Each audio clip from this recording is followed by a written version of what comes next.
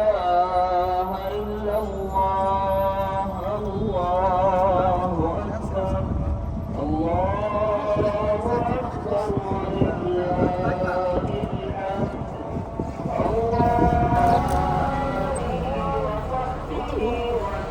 تسليما كثيرا يلا هذه مالها جزء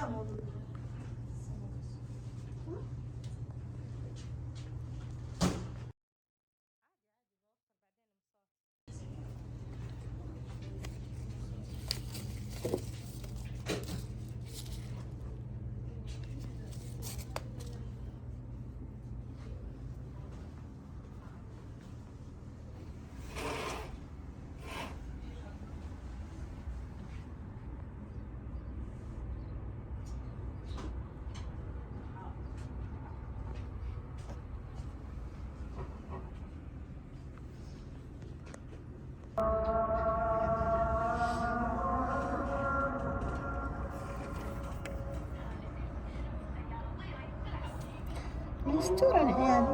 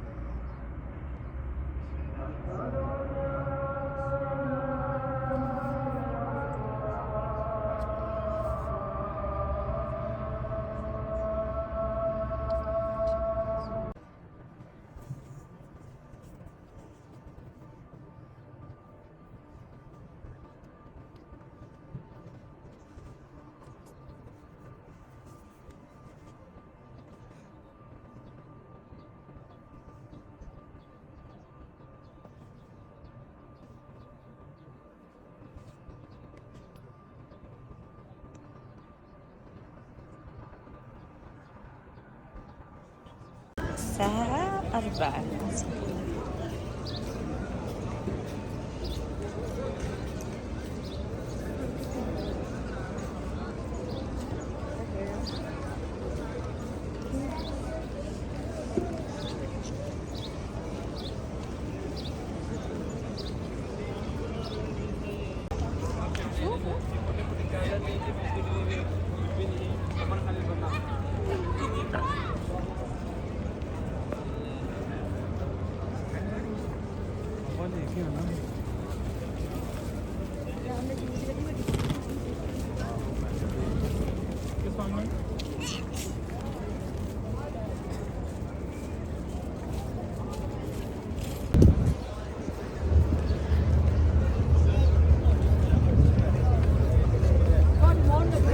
ਗੱਡੀ ਨਾਲ ਲੱਗੇ ਫਿਰ ਉਹਨੇ ਦੱਸਣਾ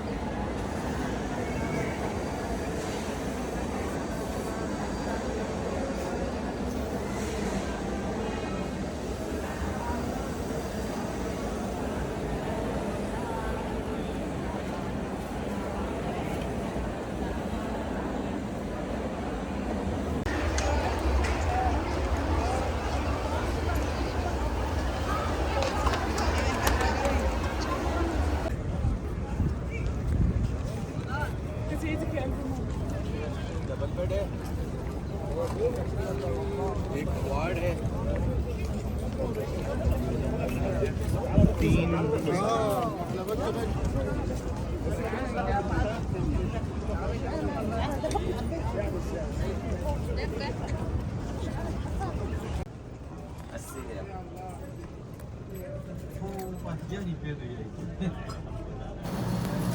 طبعا بعد ما خلصنا صلاة العصر والمغرب الحمد لله وصلينا ركعتين السنة وارتحنا شوية، جلست برضو أقرأ قرآن. بعدها طلعنا نمشي، وطبعا هذه الأسواق أو المحلات اللي تحت الفنادق، فقلت خلينا ندخل ونشوف إيش اللي يعني عندهم وزي كذا. عندهم أشياء قديمة وفي أشياء لا يعني جديدة، عندهم إكسسوارات، يعني الأشياء اللي الواحد مثلا يبغى ياخذها كهدية لأهله أو لأخواته أو يعني لأي أحد، ما شاء الله موجود يعني كل شيء. على إنه المحلات جدا صغيرة، تقريبا كل فندق تحت في نفس هذا المحل، وجنبه تقريبا في اللي هو لا إله إلا الله، فيه اللي هو محلات البقالة يعني، واللي بعد جنب فيه تقريبا بوفية يعني حق أكل وزي كذا. يعني هي 3 محلات، المحل هذا اللي هو للكماليات بصفة عامة، والمحل الثاني بقالة، وبنفس الوقت يعني فيها حق خضار، فيها يعني أشياء كل شيء تلاقونه ما شاء الله موجود. والثالث زي ما قلت لكم بوفية. ايوه، وقبل لا انسى برضو عندهم محل للتمر. يعني المحلات تقريبا متوزعة على كل فندق، والتمر برضو تقدرون تاخذونه ما شاء الله من اي مكان. في اللي هي هذه من تحت المسجد تحت الفندق موجود، في عندهم جميع انواع التمور، حتى من ضمنها اللي هو تمر العجوة يعني المعروف. وفي الأشياء الثانية تقدرون تاخذون منها اللي تبغون. احنا طبعا لما أخذنا التمر ما أخذناه من هذه المحلات، أخذناه من سوق الخضار، لأنه أخذنا يعني أشياء ثانية معه. تمام، فبخليكم مع المقطع استمتعوا فيه، وأرجع لكم بعد شوية.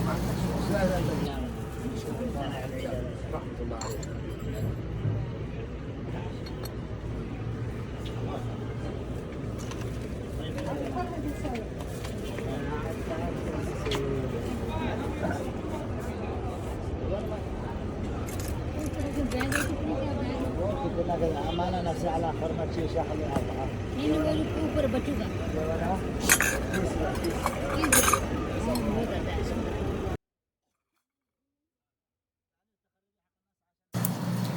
هذه اللوبي أو الاستقبال تبع الفندق. طبعا احنا خلاص رجعنا من شوية بعد ما قلت لكم يعني أخذنا شوية فرع المحلات اللي موجودة، ومرينا الاستقبال شوية، أخذنا شوية أغراض، وبعدها راح نطلع للشقة فوق. طبعا وريتكم اللي هو الأسياب، وريتكم الغرفة بعد فوق صورتها لكم، يعني أعطيتكم نظرة عن المكان والترتيب وزي كذا. طبعا المكان مريح الحمد لله، وتقريبا سعر الفندق في اليوم الواحد 350 اللي هي الغرفة الواحدة.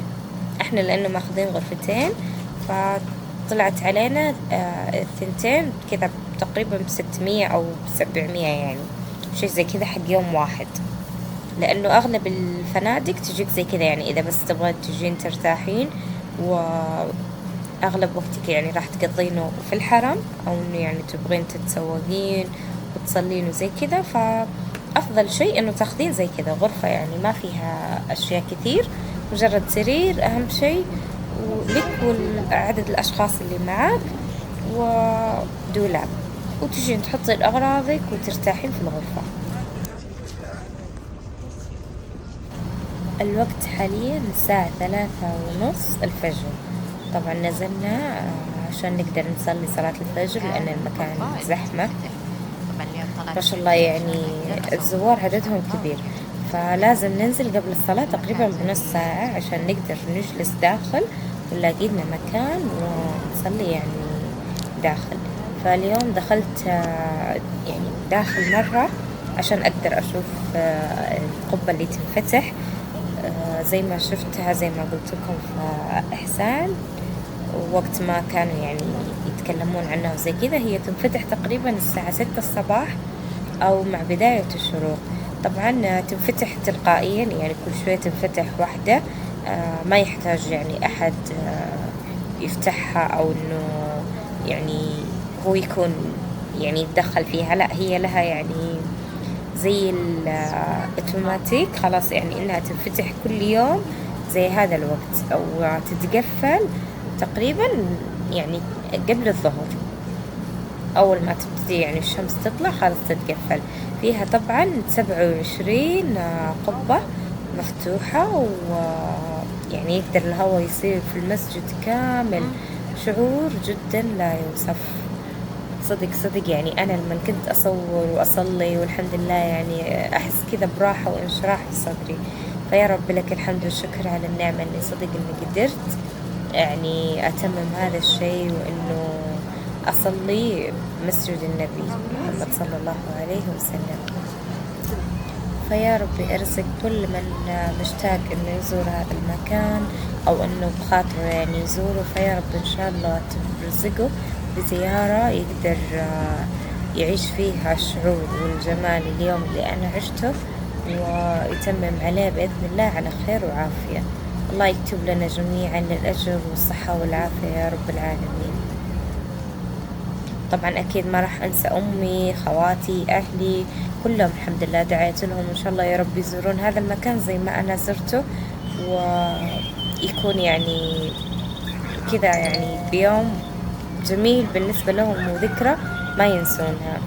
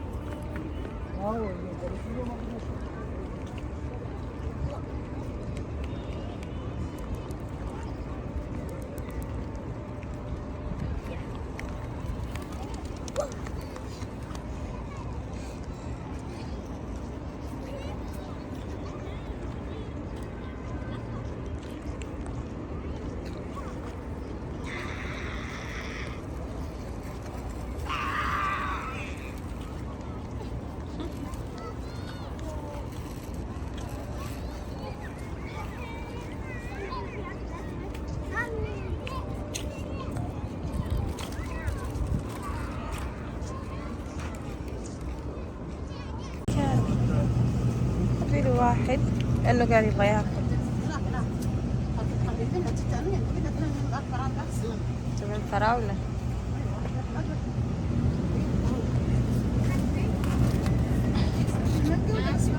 ما في مانجا، في تمر. تبغين منه؟ ربيع طول العز.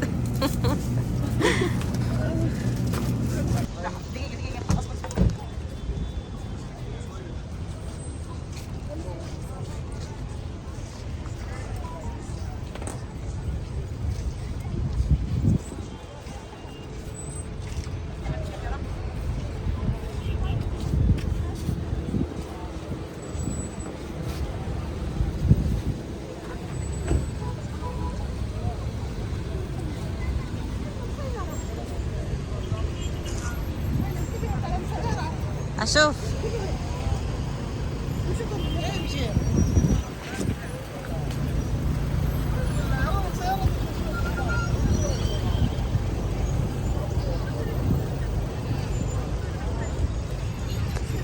يا اخوان ما باردة، هات برا عنه على ده صندوق ال20. يا اخوان هات برا ما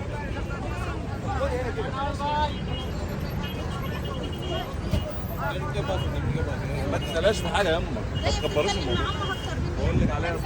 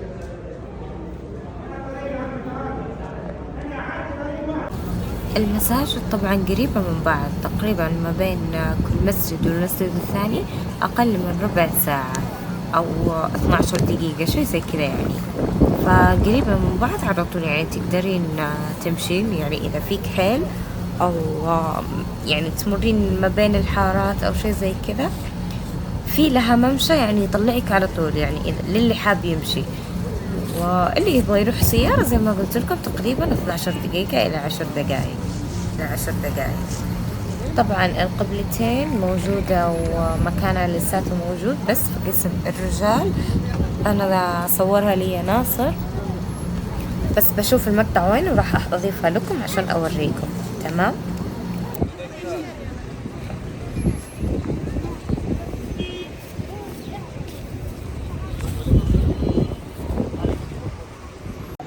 هنا القبلة المكة،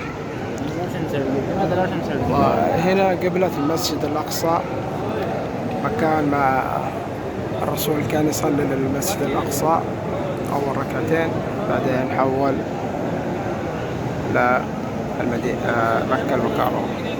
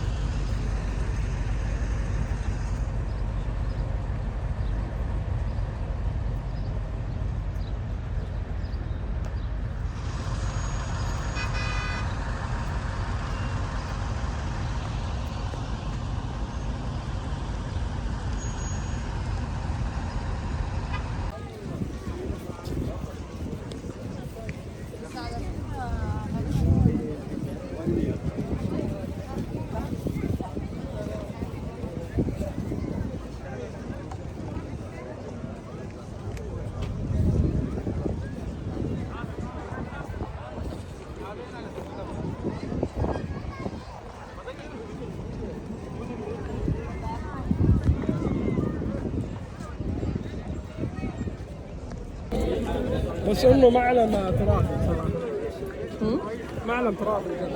ايوه شوف الجبل منه كيف زحمة. هنا هذه مقبرة الشهداء.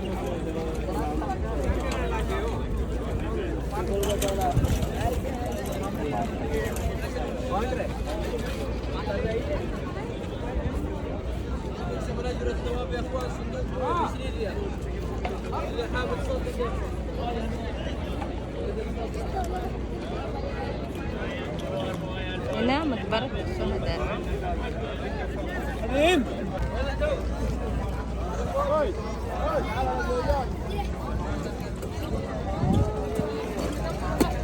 ما شاء الله. ما ادري جيب واحدة.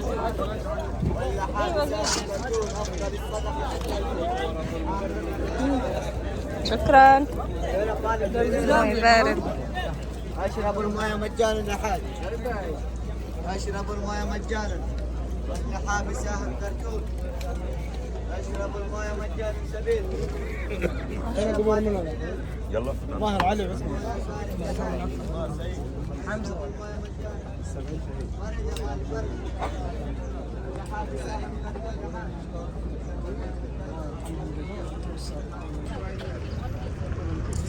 عنده شبكة.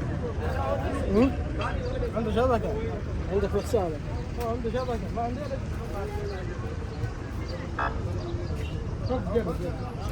اسأله عنده شبكة.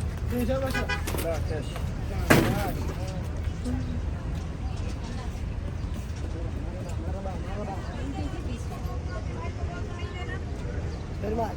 هذا هنا المعلم الكتابات.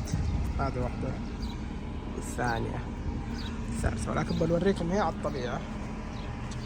اسم النقوش مشروع النقوش الأثرية جبل أحد على الطبيعة. شوف هذا الأولى، شوف هذا الأولى، سبحان الله. وفي واحدة ثانية هي هذه الثانية.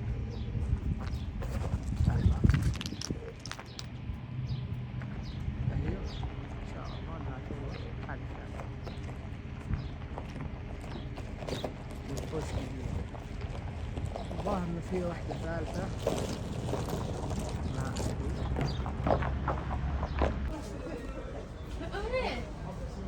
عجوة مسودة.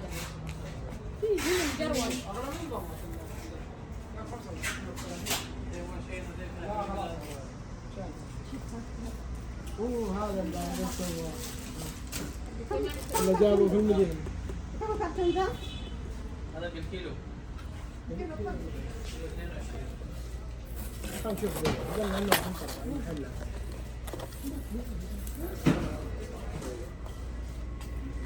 بالكيلو وهي كرتون. هذا كرتون عندي فيه 60 من ذا. رحنا محلات التمور عشان ناخذ كمية حلوة إن شاء الله، عشان أقدر أعطي منها أمي ونعطي جدتي، ويكون برضه عندنا في البيت عشان اللي يجي عندنا ياكل ويذوق التمر العجوة.